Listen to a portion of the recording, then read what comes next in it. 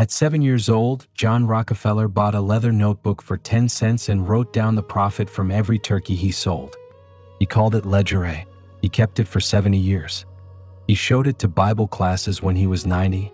His hands trembled. Not because the book was old, because the book was true. You learned that the only thing you can trust is what you write down yourself. That love is a promise that breaks. That a ledger never breaks. John Rockefeller learned this at 7. His father was a bigamist and snake oil salesman who told him, "Never trust anyone completely, not even me." His father lied to everyone and recorded nothing. The boy chose the notebook instead. The walls went up early, not out of anger, out of counting. His father traveled the countryside selling cancer cures to farmers who had no money. He pretended to be a deaf mute when it suited him. He disappeared for weeks. The neighbors called him Devil Bill. The boy found his first business in the woods near his home. Turkeys. Wild birds his mother fed with curds from the milk. He raised them himself. He sold them in what he called business-like fashion. My receipts were all profit, as I had nothing to do with the expense account. That is what he wrote 60 years later, still remembering the weight of every coin. 2 columns. What came in? What went out?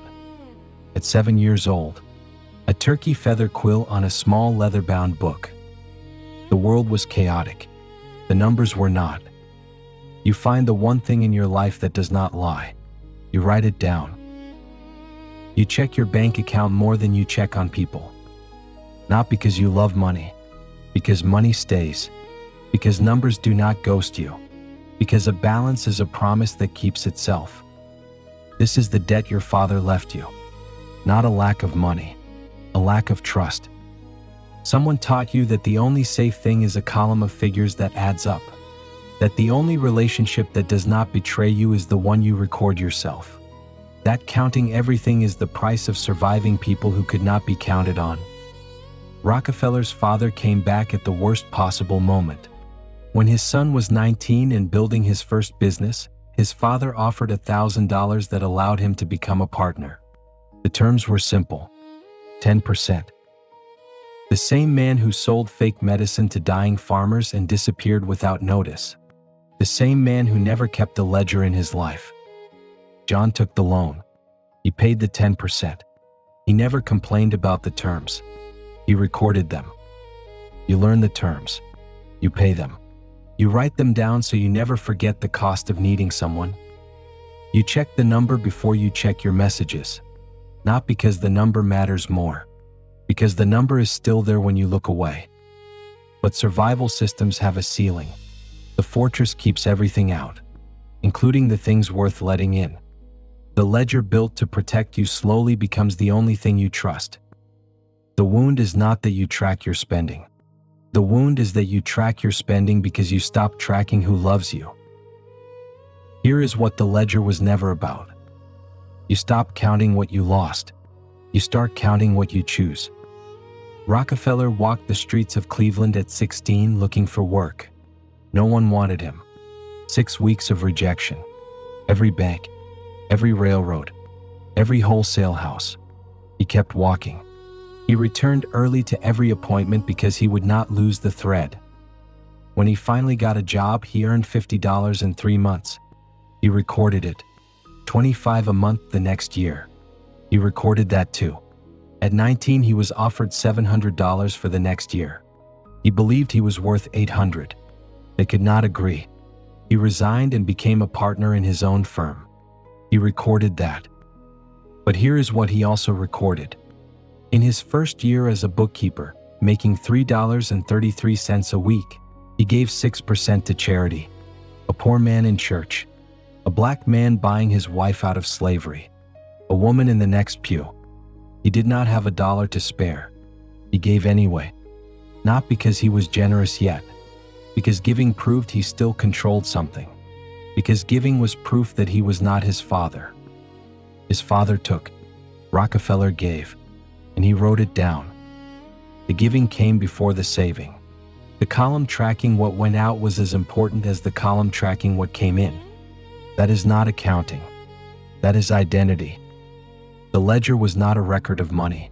Every entry was a record of who he was choosing to become. Every entry a small declaration. Every total a proof. Every line drawn under a column the same quiet act of defiance. I'm still here. I'm still counting. I'm not my father. The ledger without the mirror is just accounting. They count every dollar and never what it cost them. They track every number and never the person behind it. The column fills up. The man stays empty. The notebook can become a wall, or it can become a mirror. The ledger will not close the wound. Nothing closes it completely. But the ledger changes what the wound does to you. It gives the fear a place to sit. It turns the distrust into discipline. You decide what the fear cost. It turns the thing your father left you into something you can name, measure, and decide what to do with. You are not Rockefeller. You do not need to become a billionaire. But you have the same wound. The same fear that everyone leaves. The same habit of checking the numbers twice because once was never enough in a house where the ground shifted without warning. After a while, the notebook stops feeling like paper. It starts feeling like proof. Proof that you were here. Proof that you chose. Proof that your father is not your fate. You buy a notebook, not an app, paper. Something you can touch. Something that requires your hand. You write down one thing you earned yesterday. One thing you gave away. You do this every day for 1 week. Not to save money. To see the pattern. To see what you measure without knowing you measure it. To see what controls you because you never wrote it down. The first morning will feel strange. The second morning will feel like a habit. The third morning you will reach for it without thinking. By the seventh morning, the notebook will feel like a witness. When the voice in your head says this is stupid, write that down too. Put it in the ledger. Let it sit next to the numbers. The book does not censor. It only records. Some days you will earn nothing. Write that down. Some days you will give nothing. Write that down. The column does not punish. It just waits for tomorrow. At the end of 7 days, you will know one thing about yourself you did not know before. Not a lesson. A pattern. Something you have been doing without knowing you were doing it. That is the first entry. That is your ledger A. You did not choose your inheritance, but you choose what gets written down. Some debts cannot be repaid in full, but they can be recorded. My ledger outlasts every lie. My ledger outlasts every lie. My ledger outlasts every lie.